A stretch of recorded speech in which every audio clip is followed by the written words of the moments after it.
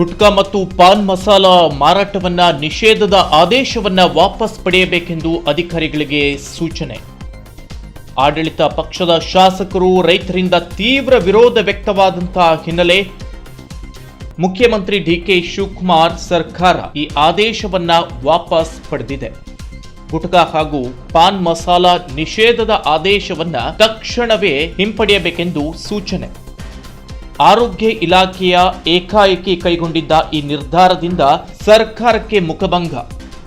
ಆರೋಗ್ಯ ಇಲಾಖೆಯ ಕಾರ್ಯದರ್ಶಿಯನ್ನ ತೀವ್ರವಾಗಿ ತರಾಟೆಗೆ ತೆಗೆದುಕೊಂಡಂತಹ ಸಿಎಂ ಡಿಕೆ, ಯಾವುದೇ ನಿರ್ಧಾರ ಕೈಗೊಳ್ಳುವ ಮುನ್ನ ನನ್ನ ಗಮನಕ್ಕೆ ತರುವುದು ಕಡ್ಡಾಯವೆಂದು ಸಿಎಂ